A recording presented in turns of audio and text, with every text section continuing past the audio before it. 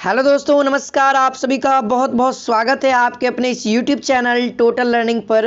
तो दोस्तों, आज हम लोग साइंस के मोस्ट इम्पोर्टेंट प्रीवियस ईयर प्रश्न को करने वाले हैं, जो कि आपके 2017 के एग्ज़ाम में पूछा गया। ठीक है, तो आप सभी को बता दूं दोस्तों, हमारे इस चैनल पे डेली के 8 बजे लाइव क्लासेस मिलता है। तो आप सभी लोग डेली 8 बजे जुड़ के अपनी तैयारी में चार चांद लगा सकते हैं। तो आप सब लोग डेली 8 बजे जुड़िए, हमारे साथ क्वेश्चंस करिए। अगर दोस्तों जो लोग हमारे साथ लाइव पढ़ना चाहते हैं, है ना, फेस टू फेस बोर्ड के माध्यम से, तो दोस्तों वो लोग हमारा एप्लीकेशन को डाउनलोड करिए। और उसमें दोस्तों एक बैच आ रहा है 1 फरवरी से, एकदम फ्रेश बैच, एकदम फ्रेश माल कहते हैं ना, जो ताज़ा ताज़ा, वो वाला चीज़ स्टार्ट हुआ है 1 फरवरी से, जिसमें आपको बेहतरीन शानदार तैयारी मिलेगी। और मात्र दोस्तों कितना में, तो 599 में। अब 599 में आपको क्या मिल रहा है, 7 सब्जेक्ट मिल रहा है, वो भी डीप के साथ मिल रहा है ना। जीके में तो भाई साहब, जीके में तो आपको और 5 सब्जेक्ट है। हम केवल जीके लेकर के चल रहे तो 7 है, जीके के अंडर पार्ट बाय पार्ट करेंगे तो 7,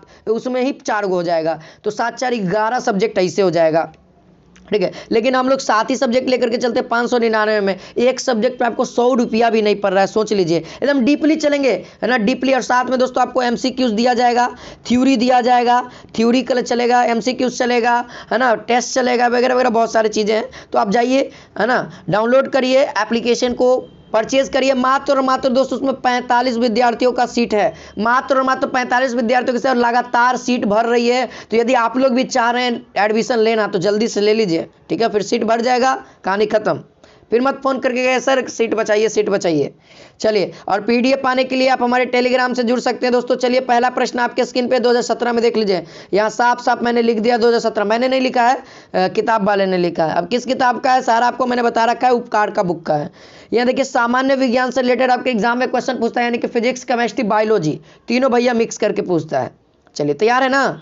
पहला प्रश्न आपके स्क्रीन पे दोस्तों, किस एक का कैलोरी मान सर्वाधिक है, यानी कि दोस्तों किसका कैलोरी का मान सर्वाधिक होता है। कौन सा ऐसा तत्व है दोस्तों जिसका उष्मा है ना, उष्मा यानी कैलोरी, वह सबसे अधिक होता है। ऑप्शन नंबर ए है petrol, option number B hydrogen gas, option number C butane, और ऑप्शन नंबर डी है लकड़ी। जल्दी से बताइएगा। देखिए, यही सब क्वेश्चन आपके एग्जाम में पूछता है। तो यहाँ पे सटीक आंसर ऑप्शन नंबर बी वाले स्टूडेंट का सही है, हाइड्रोजन गैस दोस्तों, है ना। सबसे न्यूनतम मालूम है, सबसे न्यूनतम कौन करता है, तो याद रखिएगा, सबसे न्यूनतम उष्मा जो करता है वो कौन करता है दोस्त, तो वो लकड़ी करता है। ठीक है, याद रखिएगा, लकड़ी सबसे न्यूनतम उष्मा और सबसे अधिक कैलोरी किस में होता है, तो होता है हाइड्रोजन गैस में। कितना होता है, तो 150 किलो जूल पर ग्राम। 1 ग्राम यदि हाइड्रोजन को हीट कर जलाते हैं तो कितना होगा, 150 किलो जूल का यहाँ पे निर्वाण होगा कैलोरी। चलिए आगे बढ़िए, अगला प्रश्न दोस्तों, क्वेश्चन नंबर 2 आप लोग देखिए। क्वेश्चन नंबर 2 कहता है, पहले क्वेश्चन नंबर 2 ही का आंसर बताना बच्चा। कहता है कोल गैस किनका एक मिश्रण है। कोल गैस का आप लोग नाम जानते होंगे, है ना, यह किसका मिश्रण है। Option number A CO2 plus H2, option number B है CH4 plus N2, option number C है दोस्तों CO plus H2 plus CH4, और ऑप्शन नंबर डी है CO plus N2 plus CH4, है ना। कार्बन मोनोऑक्साइड, नाइट्रोजन और methane.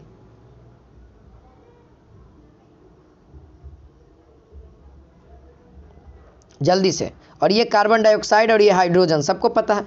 चलिए, इसका आंसर देखिए, कोल गैस का जो सूत्र होता है ना, वो एक मिक्सर है। किस चीज़ का मिक्सर है मालूम है, तो वह कार्बन मोनोऑक्साइड, साथ ही साथ हाइड्रोजन भी होना चाहिए, और साथ ही साथ CH4 भी होना चाहिए। यानी कि दोस्तों कौन सा दिख रहा है, हाइड्रोजन, कार्बन मोनोऑक्साइड और CH4। तो यहाँ पे आंसर ऑप्शन नंबर सी वाले विद्यार्थियों का सही है दोस्तों। तो कोल का याद रखिएगा, ये सब क्वेश्चन आपके एग्जाम में पूछा जाता है दोस्तों।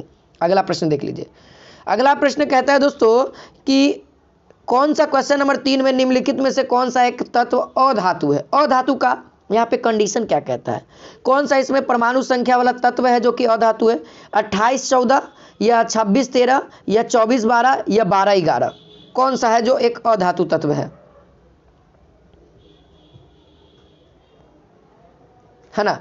तो पीरियोडिक टेबल आपके पास होना चाहिए। तो आपको पीरियोडिक टेबल पढ़ना पड़ेगा इसके लिए दोस्तों, क्योंकि पीरियोडिक टेबल से आपके एग्जाम में प्रश्न पूछा गया है ना। तो ये सब क्वेश्चन आपको जरूरी है। प्रीवियस ईयर क्वेश्चन जब तक नहीं करिएगा ना भाई साहब, जब तक आपको सिलेबस नहीं पता लगेगा। और बार बार सभी बच्चे कहते हैं कर सिलेबस सिलेबस सिलेबस, बच्चा खुद से बनाओगे ना, खुद से मेंटेलिटी अलग होती है और दूसरे के द्वारा दिया हुआ कुछ अलग होता है ना। तो ज़्यादातर कोशिश करिए खुद से, है ना। और हमसे तो भाई साहब हमसे जितना बनता है हम तो देंगे। सिलेबस का भी वीडियो बहुत जल्दी आ जाएगा, ठीक है। तो यहाँ पे आंसर क्या हो जाएगा दोस्तों, ऑप्शन नंबर ए 28 और 14, 28 और 14 यहाँ पे करेक्ट आंसर हो जाएगा दोस्तों, ठीक है। यह एक क्या दोस्तों, अधातु है। अब 14 नंबर पे कौन सा अधातु होता है आप लोगों को कमेंट करके बताना है। 14 नंबर पे कौन सा अधातु होता है। तो इसका आंसर क्या बता रहे हैं दोस्तों, तो जो स्टूडेंट आंसर बता रहे हैं सिलिकॉन, ठीक है, सिलिकॉन, तो उनका आंसर सही है दोस्तों। यहाँ पे जो 14 परमाणु संख्या वाला होता है वो क्या होता है, सिलिकॉन ही होता है, ठीक है। चलिए आगे बढ़िए। यह एक उपधातु है, ठीक है, यह एक उपधातु है। यहाँ पे देखिए क्वेश्चन नंबर 14 कहता है यह धातु Cu को CuSO4 के विलयन से विस्थापित, है ना, विलयन से विस्थापित नहीं कर सकती है। कौन, मतलब कि इससे कम क्रियाशील है। डायरेक्ट कहने का मतलब कि इससे कम क्रियाशील वाला, अगर मैं बात करूं, एक कोई बड़ियार आदमी है तो इसको कम कुर्सी पर से हटाया नहीं जा सकता है जब इसके जो विरोधी हैं वह कमज़ोर होंगे, यानी कि कम क्रियाशील होंगे। तो कॉपर, यानी कि कॉपर CuSO4 के साथ तब तक सटल रहेगा जब तक Cu से कोई मजबूत आदमी नहीं आएगा। तो ये कह रहा है कि नहीं हटना है, यानी कि इसको कमज़ोर आदमी है। तो इस सब में जितना है, ऑप्शन नंबर ए है सोडियम, ऑप्शन नंबर बी है लेड, ऑप्शन नंबर सी है जिंक और ऑप्शन नंबर डी है पारा Hg। ये कौन है इसमें जो Cu को SO4 के साथ अलग नहीं कर सकता है। तो मैं बता दूं दोस्तों, यहाँ पे Hg जो पारा है ना, वह दोस्तों कॉपर की तुलना में वह कमज़ोर है। कॉपर से क्या है, यह कमज़ोर है। और बाकी सब लेड, जिंक और ये सोडियम, ये तीनों कॉपर से बड़ियार हैं। यदि इसके साथ अभी क्रिया कर दें तो अभी कॉपर बाहर हो जाएगा, अभी तुरंत बाहर कर देगा, मार लाती के बाहर कर देगा भाई साहब, याद रखना, ठीक है। कमज़ोरे पे रौब झाड़ता है, तो ये विस्थापन की होती है। चलिए आगे बढ़ते हैं, अगला प्रश्न देखिए। क्वेश्चन नंबर यहाँ पे 5 कहता है दोस्तों, कौन एक क्रायोलाइट है। कौन एक क्रायोलाइट है, यानी क्रायोलाइट क्या है मालूम है, एल्यूमिनियम का अयस्क है भाई साहब, एल्यूमिनियम का अयस्क है, याद रहना चाहिए, एल्यूमिनियम का अयस्क है। अब एल्यूमिनियम का अयस्क क्रायोलाइट है तो बताना क्रायोलाइट का सूत्र क्या होता है भाई साहब। ऑप्शन नंबर ए देखिए, कहता है सोडियम NaAlO2, है ना। Option number B Al2O3, option number C AlOS3, option number D Na3AlF6। क्या होगा दोस्तों, आप सभी के लिए डेमो क्लास कल आ जाएगा, ठीक है। आज तो नहीं आएगा, कल आ जाएगा। कल सुबह में आप लोग डेमो क्लास देख लीजिएगा। फिजिक्स का पहला चैप्टर का डेमो क्लास आ रहा है।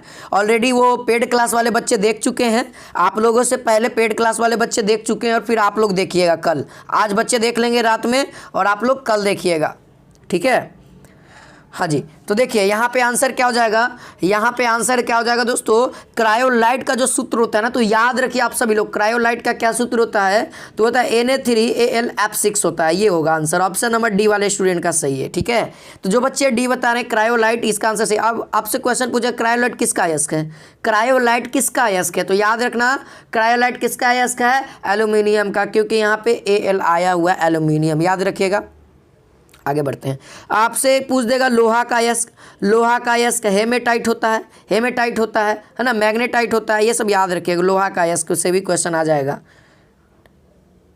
यहाँ देखिए दोस्तों, क्वेश्चन नंबर 6 कहता है इस धातु की और धातु के साथ मिश्र धातु अमलगम कहलाता है। यानी कि कौन सा धातु के साथ अगर और कोई धातु मिल जाए तो उसका मिश्रण को हम लोग अमलगम कहते हैं। नया नाम भाई साहब, यूनिक। अगर मान लो मैं आ जाऊं तो उस, मान के चलो ये अभी खंडर है, अगर मैं वहां पे चला गया भाई साहब उस खंडर में, तो वो राजमहल हो जाएगा, है ना। कहने का मतलब यूनिक जगह हो जाएगा। तो ऐसा कौन सा तत्व के साथ अगर कोई भी धातु मिश्रित होता है, उसके साथ पार्टनरशिप पे काम करता है, तो उसका बिजनेस कहियो नहीं डूबेगा, है ना। यानी कि उसका नाम अलग कहलाएगा, अमलगम। तो वो दोस्तों आप सभी को पता होना चाहिए, जब दोस्तों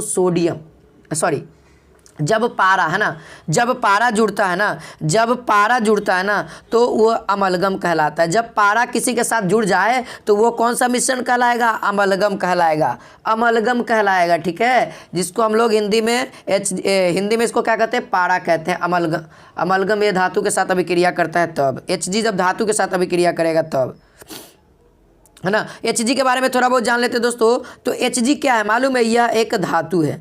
यह एक कैसा है दोस्तों? धातु है। कैसा धातु है?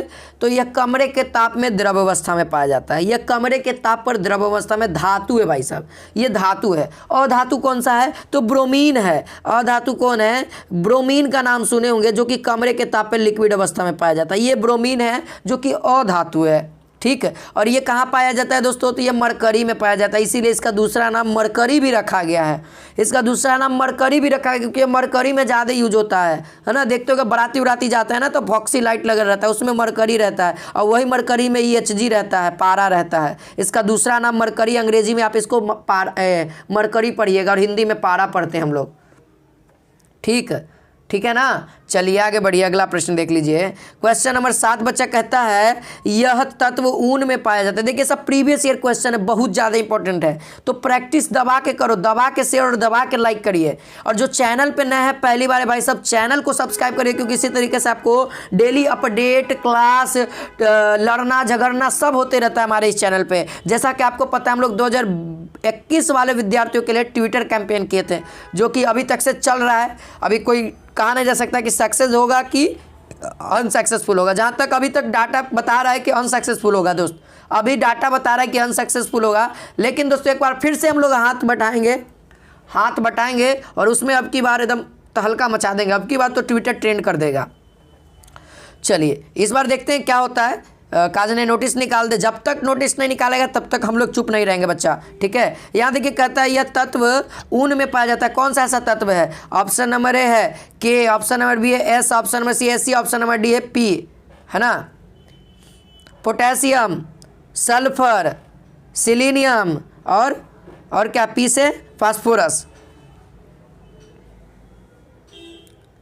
ऊन में पाया जाने वाला जो तत्व होता है दोस्त वो कौन सा होता है? तो सल्फर होता है। ठीक है, कैसा होता है? तो सल्फर होता है। याद रखना ऑप्शन नंबर बी वाले विद्यार्थियों का करेक्ट है भाई। ऑप्शन नंबर बी वाले विद्यार्थी एकदम सेलेक्टेड हो रहे हैं, जो बता रहे हैं उनको 5 नंबरिया सब क्वेश्चन है, सब क्वेश्चन 5 नंबरिया है। एगो गलती करोगे 5 नंबर हाथ दो बैठोगे। चलिए आगे बढ़िए। क्वेश्चन नंबर 8 देखिए, नियोऑप्टेन में कितने CH3 समूह हैं? CH3 की संख्या कितनी है बच्चा नियोऑप्टेन में बताइए। ऑप्शन नंबर है 5 गो होगा, ये ऑप्शन नंबर बी 3 गो होगा, ऑप्शन नंबर सी कहता है 4 गो होगा CH3, और ऑप्शन नंबर डी कहता है 2 गो होगा। तो अब आपको बताना है ऑप्टेन। देख लीजिए, पढ़िए बढ़िया से। नियोऑप्टेन का दिया, नियो लगा दिया है। पेंटेन है यानी कि कार्बन के गो होगा बच्चा? 5 गो होगा। कार्बन के होगा? 5 गो होगा। तो कार्बन 5 गो होगा, तो ये देखिए एक कार्बन तो बीच में कर दीजिए, 4 गो लेता है। तो देखो एक कार्बन यहाँ दे दो, एक कार्बन यहाँ दे दो, एक कार्बन यहाँ दे दो, एक कार्बन यहाँ दे दो। ऑप्टेन, पेंटेन तो हो गया 1 2 3 4 5, 5 गो कार्बन को सेटिस्फाइड कर दिए। अब कहता है नियो कहता है ना, तो नियो कहने का मतलब चारों पट्टी होना चाहिए, और बाकी जो नहीं है तो कर दीजिए CH3 है ना, CH3, और यहाँ पे भी CH3। जहाँ पे नहीं कुछ CH3 H के साथ कर दीजिए। क्या हो गया? 1 गो, 2 गो, 3 गो, 4 गो, 4 गो हो गया बच्चा। तो यहाँ पर आंसर क्या हो जाएगा? आप सभी लोग क्या टिक कर दीजिएगा? टिक क्या करिएगा? ऑप्शन नंबर सी वाले विद्यार्थी रंग क्या आएंगे? कैसे रंगिएगा? ऑप्शन नंबर ऐसे रहेगा, गोला। तो ऐसे कर दीजिएगा, ऐसे रंग दीजिएगा। जितना जल्दी और बढ़िया से रंगिएगा, एकदम थोड़ा सा भी बाहर नहीं आना चाहिए। ठीक है, ये देखिए हमर रंगल देखिए कितना बढ़िया रंग दिए हैं बच्चा। इस तरीके से आपको भी रंगना है। चलिए आगे बढ़िए। अगला प्रश्न, पॉलिटेक्निक वाले बच्चों के लिए सुबह में 8 बजे से क्लासेस चलती हैं, उसको ज्वाइन करना नहीं भूलिएगा, उसको भी ज्वाइन करिए आप सभी लोग। यहाँ देखिए क्वेश्चन नंबर 9 कहता है इस तत्व का कार्बाइड प्रयोगशाला में एसिटिलीन के बनाने की विधि में प्रयोग आता है। यानी कहने का मतलब कार्बाइड प्रयोगशाला में दोस्तों एसिटिलीन बनाने के लिए किसको हम लोग प्रयोग में लाते हैं?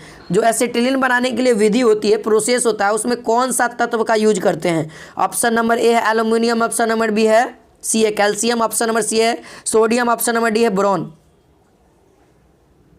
तो आप सभी को पता है एसिटिलीन बनाने के लिए दोस्तों कैल्शियम का यूज होता है बच्चा, कैल्शियम का यूज होता है। याद कर लीजिए, एसिटिलीन बनाने के लिए किसका यूज होता है?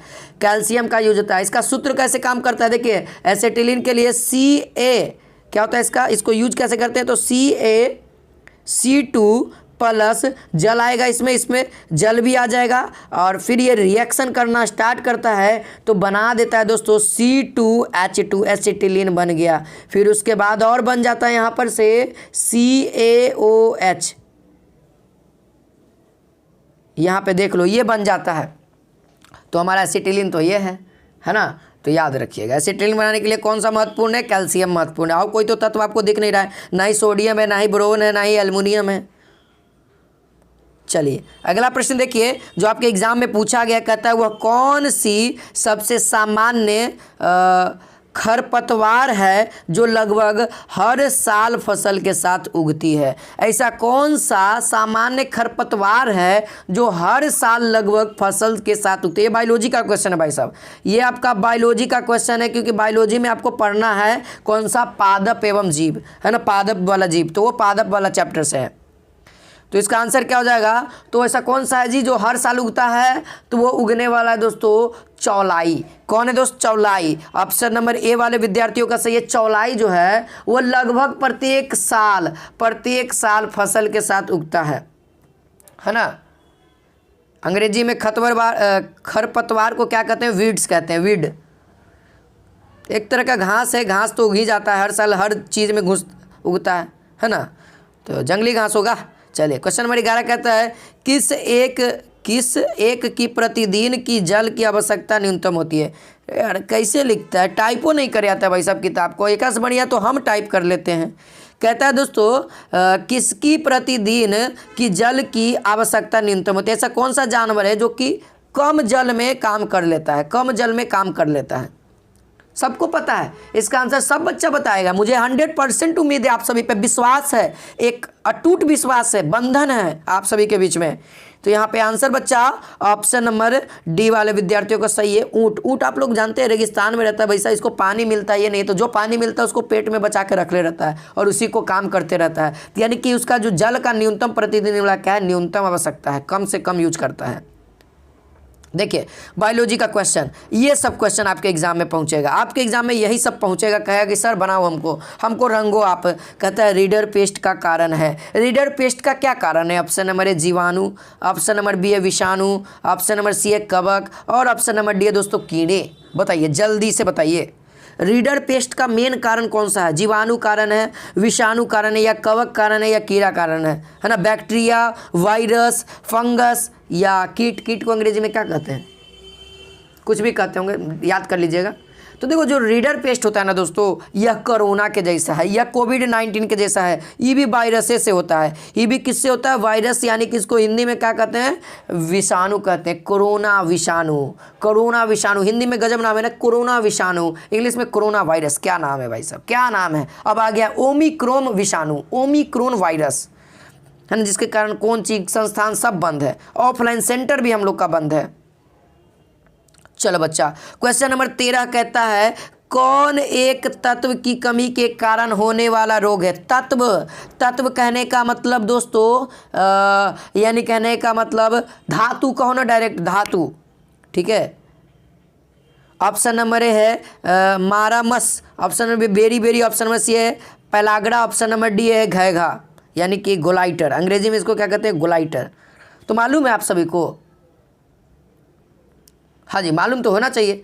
देखो वो जो तत्व है आयोडीन है। आयोडीन की कमी के कारण होने वाला जो रोग है दोस्त वो कौन है? घैघा रोग है, गोलाइटर रोग है, और यह आयोडीन की कमी के होने वाला है। आयोडीन क्या है? एक तत्व है, एक क्या है? धातु है ना, धातु है ना। आयोडीन एक तरह का धातु है, उसकी कमी के कारण होता है ना। तो हमको तो धातु से मतलब नहीं है, हमको तो तत्व से मतलब है। तत्व हमारा आयोडीन है और इसकी कमी के कारण कौन सा रोग होता है? घेघा रोग होता है। बाकी बेरी की अगर बात कर दे दोस्त, अगर बेरी के बारे में बात करें तो यह विटामिन बी के कमी के कारण होने वाला रोग है। किसके कारण? विटामिन बी के कमी के कारण होने वाला रोग है। ठीक, याद रखिएगा। चलिए, तो ये तो विटामिन वाला ना हो गया। अगला प्रश्न बताइए, कहता है क्वेश्चन नंबर 14, कौन एक हार्मोन नहीं है? कौन सा ऐसा एक हार्मोन नहीं? Option number insulin, option number thyroxine, option number C adrenaline और option number D cholesterol. Hormone नहीं है, क्वेश्चन बढ़िया से देखिएगा। चलिए, इसका आंसर क्या हो जाएगा? तो इसका आंसर बच्चा ऑप्शन नंबर डी जो बता रहे हैं हमारे दोस्त, हमारे भाई जो ऑप्शन नंबर डी बता रहे हैं, इसका आंसर ऑप्शन नंबर डी वाले का सही है। कैसे कैसे? तो कोलेस्ट्रॉल क्या है दोस्त? यहाँ पे आंसर है ये फैट है। ये क्या है? यह एक प्रकार का फैट है, यानी कहने का मतलब वसा है ना। वसा कहने का मतलब एक तरह से तेल है ना, चर्बी है। इसको क्या कहते हैं? हिंदी में चर्बी कहते हैं, जनरल भाषा में, मगही भाषा में। और ये बाकी सब है ना, ये इंसुलिन क्या एक हार्मोन है ना, और ये थायरोक्सिन क्या है? हार्मोन है। एड्रीनलिन क्या है? ये भी हार्मोन है। तो याद रखना ये तीनों हार्मोन है। चलिए, अगला प्रश्न देख लेते हैं बच्चा। अगला प्रश्न क्या है? क्वेश्चन नंबर 15 हम लोग आ चुके हैं। क्वेश्चन नंबर 15 पूरा करके जाएंगे, क्वेश्चन नंबर 25 तक करेंगे। क्वेश्चन नंबर 25 तक करेंगे क्योंकि 25 आपके ये कहते हैं साइंस से क्वेश्चन आता है। कहता है कौन अग्नाशय द्वारा स्रावित होता है और वसा जल का अपघटन करता है? कौन ऐसा है दोस्तों? कौन सा ऐसा क्या कहते हैं वसा है, जो वसा है? कौन ऐसा, क्या कहें? लाइमेज, हार्मोन कहिए, हार्मोन कहिए, और क्या कहेंगे? हार्मोन कहेंगे, पेप्सिन, लाइपेज, है ना। अग्नाशय द्वारा स्रावित होता है और वसा का जल का अपघटन करता है ना। अपघटक है, अपघटक है, ये सब क्या कहेंगे? अपघटक है। पेप्सिन, लाइमेज, ऑप्शन नंबर सी है लाइपेज, ऑप्शन नंबर डी पित्त। तो इसका आंसर आप लोग याद रखिए, अग्नाशय से कौन स्रावित करता है? मालूम है अग्नाशय से कौन स्रावित करता है? हाँ जी, सभी विद्यार्थियों को पता। लाइपेज, लाइपेज क्या होता है? अग्नाशय से स्रावित होता है। और यही जो है दोस्त, लाइपेज जो है यह वसा जल का भी अपघटन करता है, यानी कि पचाता है। यानी कि क्या करता है? वसा जल को पचाता है। याद रखिएगा। अगला प्रश्न देख लीजिए, अगला प्रश्न की ओर बढ़िए। क्वेश्चन नंबर 16 कहता है दोस्तों, अगर एक जल में हानिकारक रसायन 0.02 ppm है तो जल में रहने वाली मछलियों में इसकी सांद्रता होगी। देखो, जल में हानिकारक पदार्थ कितना है? 0.0 ppm है। तो मछलियों में हानिकारक होगा, तो मछली में कितना होगा? है ना, मछली वही पानी में रह रहे हो, आप कहो कि सर कचरा में रह रहे हैं, तो आपका चेहरा भी कचरे जैसन हो जाएगा। आप कचरा में रह रहे हो तो आप कचरा को आसपास को साफ करो, तब ना आप साफ कहलाओगे। तो मछली में कितना हानिकारक रसायन होगा? यही पूछ रहा। ऑप्शन नंबर है 5 ppm, option number 50, option number C 240, option number D 1600।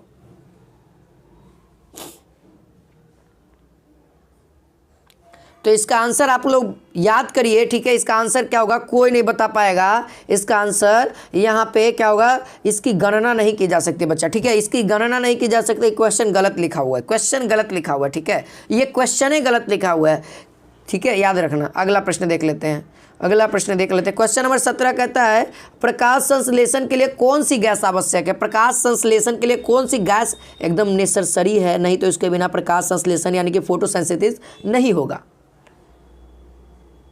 Option number है O2 यानी कि ऑक्सीजन, ऑप्शन नंबर बी है CO यानी कि carbon mono, option number D, option number C है N2 यानी कि नाइट्रोजन, ऑप्शन नंबर डी है CO2 यानी कि कार्बन डाइऑक्साइड। बच्चे याद है ना आप सभी को? हाँ जी, ऑक्सीजन रहे चाहे न रहे, पेड़ कार्बन डाइऑक्साइड रहना जरूरी है। पेड़ बिना कार्बन डाइऑक्साइड के प्रकाश संश्लेषण नहीं करेगा। Option number D is the correct answer. या मान लो प्रकाश संश्लेषण करने के लिए जो भी आवश्यकताएं हैं वो सब होना चाहिए, अगर एक भी कमी हो गया तो नहीं होगा। जैसे सूर्य का प्रकाश से नहीं होता, प्रकाश संश्लेषण कैसे होगा? नहीं ना होगा। तो याद रखना इसे। चलिए अगला प्रश्न देख लीजिए। क्वेश्चन नंबर 18 कहता है, एक दुर्घटनाग्रस्त व्यक्ति को रक्तदान की आवश्यकता है, उसके रक्त समूह का ज्ञान नहीं है, तो उसे किस समूह का रक्त दिया जा सकता है ना। रक्त समूह पता नहीं है, जांच में समय नहीं है, अब उसको रक्त की जरूरत है, नहीं तो मर जाएगा बच्चा, नहीं तो बेचारा मर जाएगा वो। उसको कौन सा रक्त चढ़ा दिया जाए? उसको कौन सा रक्त चढ़ा दिया जाए बिना डाउट के, बिना दिक्कत के, बिना किसी प्रॉब्लम के, बिना किसी हिचकिचाहट के? ऑप्शन नंबर है blood group A, blood group B, blood group O, blood group AB। कौन सा ब्लड ग्रुप चढ़ा देना चाहिए? देखो किसी भी व्यक्ति को ब्लड ग्रुप ओ चढ़ा सकते हो, कोई भी व्यक्ति को, आपका ए है चाहे बी, आप ओ ले सकते हो, कोई दिक्कत नहीं है, ठीक है ना। ओ का वर्ग रक्त किसी भी समूह में व्यक्ति को दिया जा सकता है, ठीक है ना, दे सकते हैं, ओ ले सकते हैं, कोई दिक्कत नहीं, ओ में कोई प्रॉब्लम नहीं है ना। या तो वो लीजिए, नहीं तो जो सेम है वही लीजिए, अदरवाइज कोई नहीं लीजिए, नहीं तो भाई सब दिक्कत हो जाएगा, ठीक है। अगर आप कहिएगा ये मशीन में हाँ यूज करना है भाई साहब, हमको कितना, हमको यूज करना है 50 MB नेटे यूज करना है, और आप खर्चा करिएगा 500 MB, तो कहियो चलेगा नेटवा चलेगा। तो इसीलिए जो जितना चाहिए उतना ही तक यूज करिए, उससे ज़्यादा वाला यूज करिएगा तो हानि करेगा, माइनस में चल जाएगा, घरे पहुँच जाएगा, माइनस वाला ताला ठोक देगा, या हो सकता है सीमा ब्लॉक कर दे। अगला प्रश्न क्वेश्चन नंबर 19 कहता है इसके निवारण के लिए अवतल लेंस का प्रयोग किया जाता है। किसके निवारण के लिए, कौन सा ऐसा दोष होता है दोस्तों हमारे आंख में कि अवतल लेंस का प्रयोग करते हैं, अवतल लेंस के बने से चश्मे का यूज करते हैं। ऑप्शन नंबर ए दूर दृष्टि दोष के लिए, ऑप्शन नंबर बी निकट दृष्टि दोष के लिए, ऑप्शन नंबर सी दृष्टि वैषम्य के लिए, और ऑप्शन नंबर डी है जरा दृष्टि रोग के लिए। कौन सा होगा जल्दी बताइए, है ना, जल्दी सभी विद्यार्थी बताएंगे क्योंकि बहुत सारा क्वेश्चन सभी करना है बच्चा।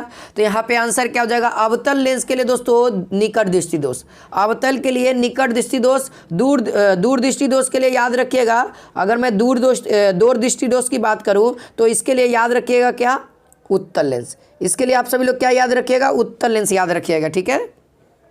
और जरा दृष्टि दोष में बुढ़ापा में होता है जो कि कुछ नहीं नजर आता है, ना नज़दीक वाला ना दूर वाला, तो इसमें दोनों लेंस होना चाहिए, है ना, द्विफोक्सी लेंस यानी कि 2 फोकस वाला।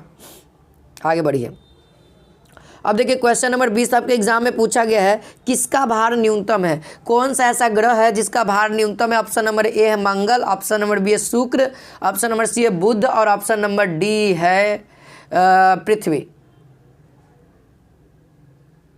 है ना। तो देखिए ये क्वेश्चन नंबर 21 और 20 देख लीजिए।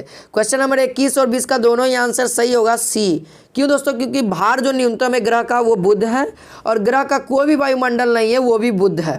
तो ये दोनों ही क्वेश्चन आप सभी लोग याद रखिए, दोनों ही क्वेश्चन एक साथ याद रखिए। भार न्यूनतम किसका, बुध का, वायुमंडल किसका नहीं है, बुध का, ठीक है। चलिए आगे बढ़िए, देखो छोटा ग्रह है इसीलिए इसका भार भी छोटा है, यह छोटा है इसीलिए इसका भार भी छोटा है, याद रख सकते हैं, है ना। क्वेश्चन नंबर 22 कहता है दोस्तों यह गैस वायुमंडल में इंफ्रारेड यानी कि अवरक्त विकिरणों के अवशेषण के लिए सर्वाधिक उत्तरदायक है।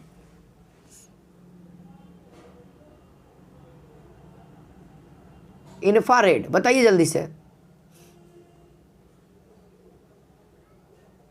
अवरक्त किरण को अवशोषण करने के लिए कौन सा गैस उपयोगी है, अवरक्त किरण, ठीक है। ऑप्शन नंबर ए है O2, option number CO2, option number B है O2, ऑप्शन नंबर सी है जलवाष्प, ऑप्शन नंबर डी ओजोन। तो कौन सा दोस्तों, कौन सा गैस,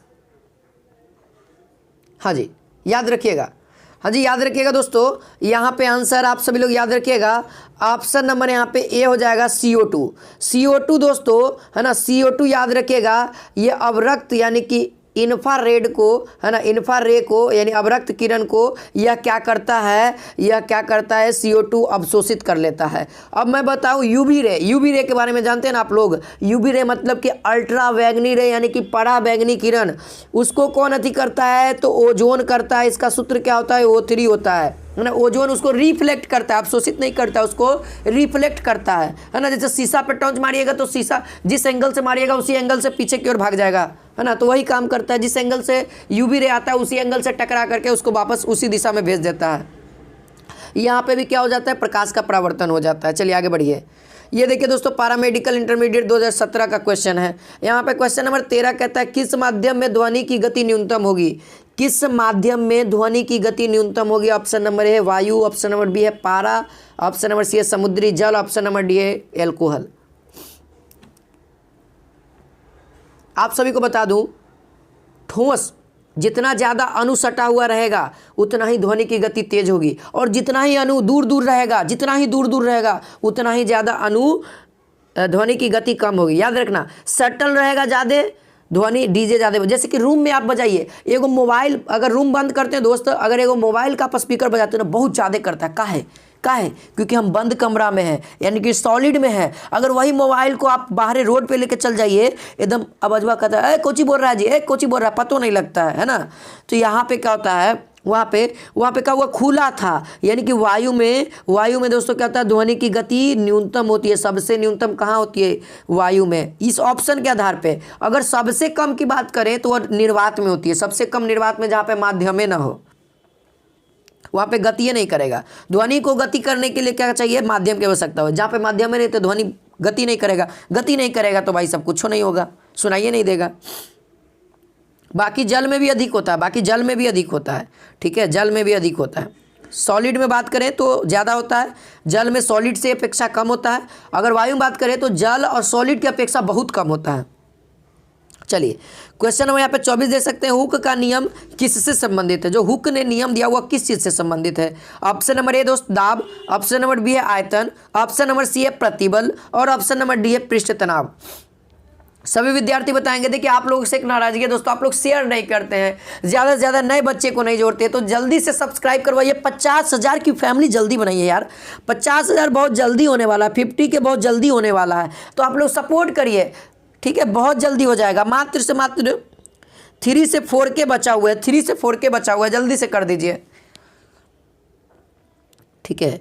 तो उसके बाद आपको और ऑफर मिलेगा, ठीक है, उसके बाद और ऐसा तगड़ा ऑफर दूंगा। जब 50,000 हो जाएगा हमारा फैमिली, उस दिन एकदम ऐसा ऑफर आएगा आपके बीच कि आप एक्सेप्ट नहीं कर सकते कि सर हमारे लिए इतना बड़ा करने वाले थे, बस खाली 5,000 की हो जाए फैमिली, ठीक है। चलिए यहाँ पे इसका आंसर क्या हो जाएगा, हुक का जो नियम था दोस्तों, उन्होंने क्या दिया था, तो याद रखिएगा आप सभी लोग, उन्होंने प्रतिबल और विकृति के बीच में संबंध बताया था। तो प्रतिबल कहाँ है, option number C is the correct answer. वो डायरेक्टली प्रोपोर्शनल होता है क्या, विकृति के, ये याद रखिएगा।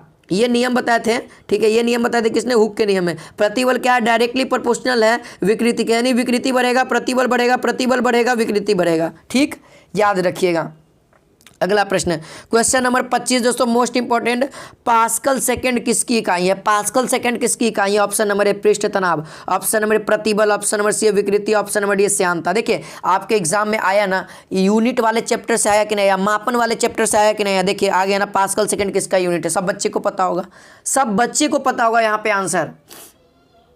हाँ जी बहुत अच्छा, हाँ जी आंसर याद रखिए, इसका आंसर हो जाएगा दोस्तों श्यानता हो जाएगा, ठीक है, श्यानता हो जाएगा, विकृति का नहीं होता है। कभी कभी आपसे स्टूडेंट को थोड़ा सा डाइवर्ट करने के लिए विकृति का पूछ देता है, और ऑप्शन में विमा मतलब कि पूछ देगा कि इकाई क्या है, तो इकाईहीन भी रहता है या इनमें से कोई रहता है। तो मैं बता दूं दोस्त, विकृति से रिलेटेड अगर क्वेश्चन पूछे तो बता देना साफ साफ कि विकृति का कोई भी बीमा नहीं होता है। अगर विमाहीन होता है, इकाईहीन होता है, यानी कि मात्रक नहीं होता है, मात्रकहीन होता है, मात्रक नहीं होता है इसका। तो अगर मात्रक नहीं होता है ऐसा रहे तो मार देना, इनमें से कोई रहे तो इनमें से कोई मार देना, ठीक है, लेकिन कोई भी यूनिट मत मारना, ठीक है, क्योंकि इसका जो फॉर्मूला होता है डेल्टा एल बटा में एल होता है। ये भी दूरी तो खत्म हो जाएगा, तो बचा क्या, 0, 1 बचेगा, 1 तो कांस्टेंट है, और कांस्टेंट का थोड़े ना कोई विमा या यूनिट होता है।